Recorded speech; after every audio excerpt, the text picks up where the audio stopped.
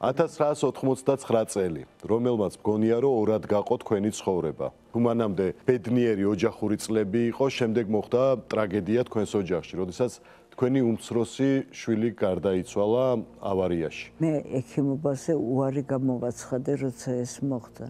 და სულ ვთვლიდი, რომ ადამიანი უნდა იყოს ძალიან დამნაშავე, რაღაცა ცოდვები უნდა ქონდეს, რომ შვილი ესეთი რაღაცა, არ vicი და გამოვაცხადე, რომ მე მეტი აღარ ვიმუშავე. ვეღარ გააგრძელებდით საქმიანობას. და უწმინდესმა იმდენი მელაპარაკა, ლაპარაკიც არა, იცით, კიდეც მომეფერა, კიდეც რაღაცები, რომ მივედი ერთ-ერთ დღეს და მითხრა გულიკო, რამოდენიმე თვე იყო, მე არ დავდიოდი.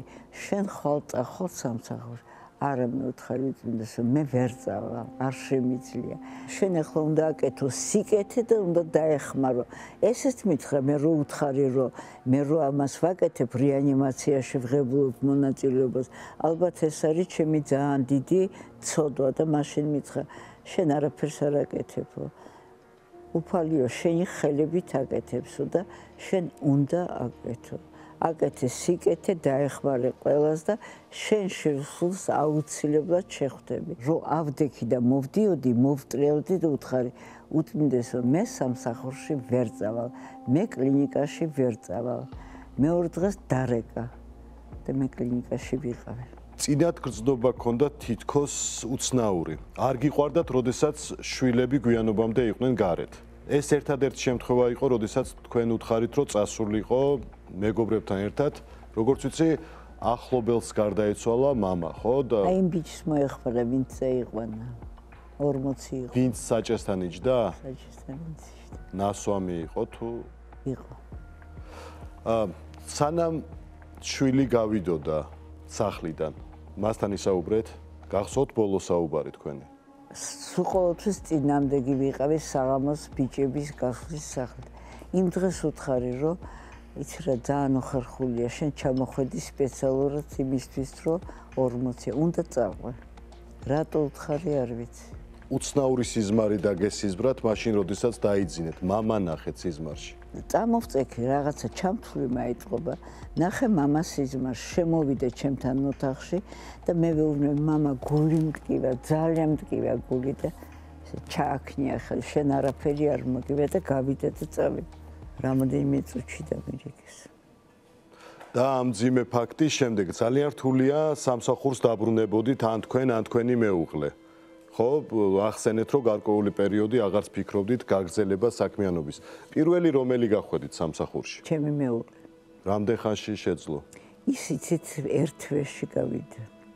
იმიტომ რომ მის მეგობრის ოჯახში მოხდა რაღაცა ტრაგედია, ერთ-ერთ ჭირდებოდა სასტრაფო დახმარება.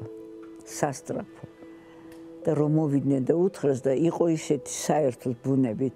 აი შეიძლება ვიღაცა მოსულიყო, არ ქონდა მნიშვნელობა, საიდანღაც ჩამოსულიყო რაიონიდან და ეთქვა, ავარია მოხდა, რაღაცა სასტრაფოთები. არც კითხულობდა, ვისთან მიდის, რატო მიდის, აი ესე მიდიოდა.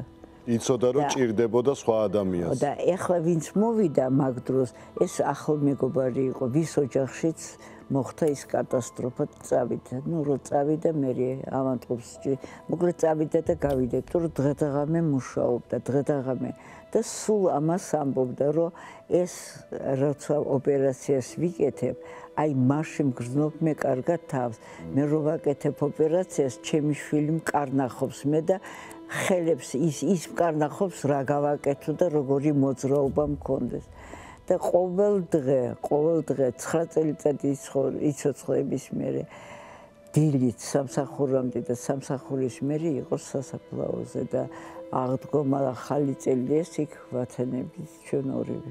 რამდენიმე წელიწადში უკვე არეულობა ჩვენს ქვეყანაში იწყება აფხაზეთის ომი, სადაც თქვენმა შვილმა გადაწყვიტა მეორე ბიჭმა წასვლა.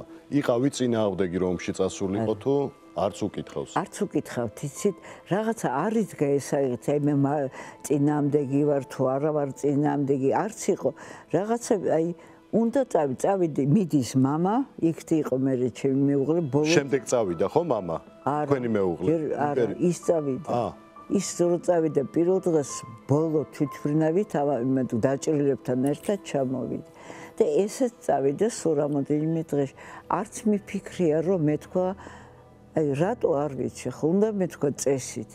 ვერ გეტყვით რა. არ ნერვიულობდით რომ მეუღლეც და შვილიც. არა, როგორ არ ნერვიულობდი, ნერვიულობდი, მაგრამ ინფორმაციას ალბათ ხშირად ვერ იგებდით, როგორ იყვნენ, სად. არა, რა ვიცი, აი რაღაცა იმედი მქონდა და მეორე შვილი იმიტომაც წავიდა კიდე, რომ აი რომელიც დამეღუპა, მისი ცოლი აფხაზი გოგონა იყო და იყო აფხაზეთში და ის ვერ მოდიოდა და მე წავალ და მე იმას ჩამოვიყვანა. რასკულე ვერ ჩამოიყვანა, მაგრამ გაკეთა ის რომ ეს გოგონა გადააფრინეს მოსკოვში და იქიდან მე უკვე წამოვიდა. და ამ პერიოდში, როდესაც მეუღლე და შვილი იყვნენ აფხაზეთში წასულები, თქვენ შემოგთავაზათ ედუარდ შევარდნაძე რომ გადასულიყავით მასთან საცხოვრებლად. ქალბატონმა ნანოლი მითხრა, მაგრამ ოჯახში რასკულე შეთანხმებული იყო. რატომ უნდა ყოფილი? უფრო უსაფრთხოდ რო ყოფილიყავით? იცით რა, მე მითხრას ასე რომ ბატონი ედუარდი მიდის აფხაზეთში და მე ვიქნები ქალბატონ ნანოლისთან ერთად, რასაკვირველია, ეს იყო რომ მე ჩემი შვილიშვილი მაშინ პატარა იყო სრულიად, რომ ჩემი შვილიშვილთან ერთად ყოფილიყავი დაცული მაგართან სახლში. ძალიან ცუდი ფაქტი მოხდა, როდესაც ტერაქტი მზადდებოდა ედუარდ შევარდნაძეზე, თქვენ გადაურჩით ძალიან ცუდ ავარიას, ისე რომ მგონი ნაკაწრიც არ იქიდან იქიდან ქრწანისიდან გვიან მოვდიოდი ხოლმე როგორც წესი 11-ზე 12-ზე პირველზე აი ასე ხო და ღამე მოვდიოდით ვიჯექით მანქანაში მე და ჩემი ძღოლი იჯდა წინ და მე ვიჯექი უკან აი ეს აი მასე ადგილზე მარჯვენა მხარეს ვიღაცები იყვნენ ვინ იყვნენ დაიწყეს სროლა მაგრამ სროლა დაიწყეს რაღაც საშინელი ერთი კი არა აი იყო რაღაცა ჯერი ამ მისი ისე რომ მანქანა დაცხრილული იყო ბორბლები ნუ მანქანა ისე დღეში იყო რომ გადააგდეს აი მეტი რა ვთქვა არც იმას არც ერთი ნაკაწრი არ ქონია არც მე საოცარი ფაქტია რომ საოცარია თან ისეთ რა ნუ ორივე წინ ყოფილიყავით ან უკან შეიძლება გეფიქრა ადამიანს რომ აქ ისროდნენ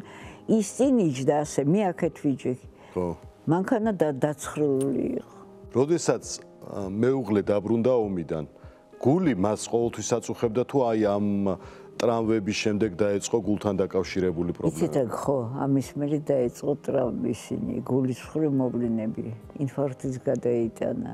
მაგრამ მიუხედავად ამისა, მუშაობდა დღე და ღამე. კვირა შაბათი ის არ არსებობდა. უარს ამბობდა მკურნალობაზე, გულთან დაკავშირებით. არ აძალებდით იმ პერიოდში სწორედ ჩვენ უკვე შევიძინეთ კლინიკამ კორონაროგრაფი, შეიძლება და კორონაროგრაფიის გაკეთება.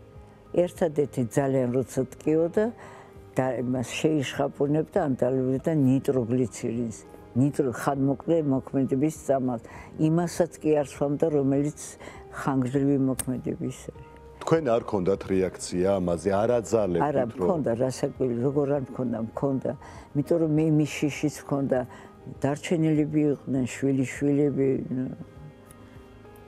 იმათაც ხო ჭირდებოდათ ვიღაცა პატრონი მაგრამ რაც გეუბნეოდათ, აი როდესაც ეუბნეოდით, რომ უნდა იმკურნალოთ. ერთადერთი ეს ერთი პასუხი იყო შენ, ისეთი შენ უფრო მოული ვიდრე მე.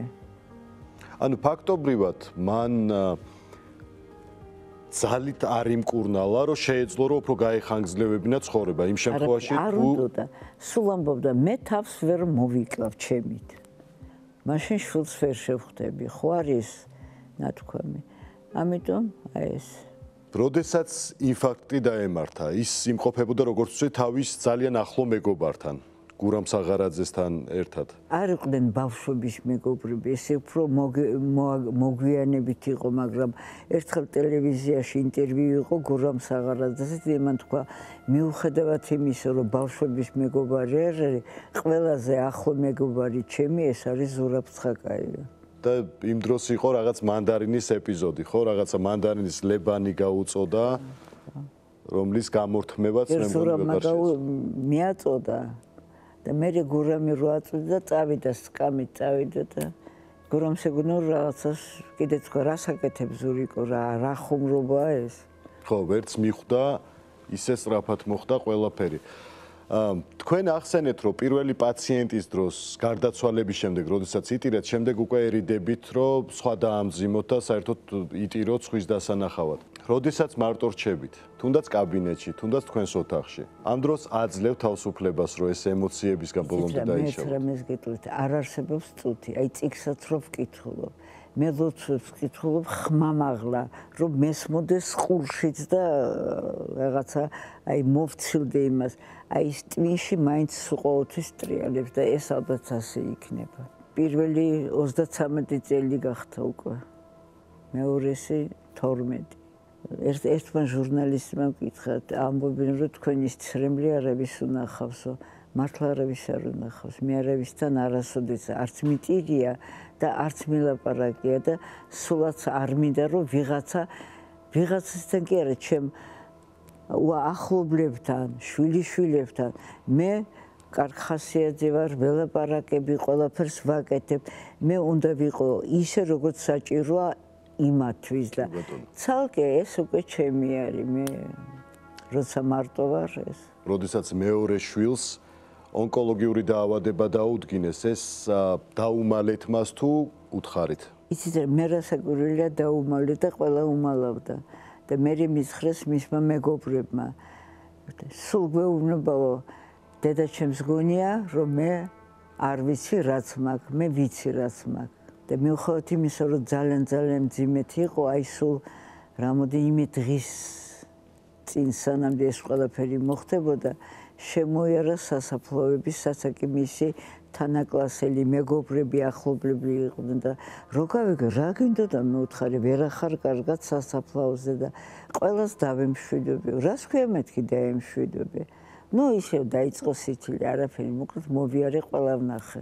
რამდენიმე წლის წინ კიდევ ერთი დიდი ტრაგედია მოხდა. საერთოდ სულ, თქვენ როდესაც გითხრეთ სახელი და გვარი თქვენი შვილიშვილის, რომ ის აღარ იყო, თქვენ ამბობდით, რომ ამ სახელის და გვარის სხვაც იყო თბილისში და სავარაუდოდ ეს არ იქნება ჩემი შვილიშვილიო.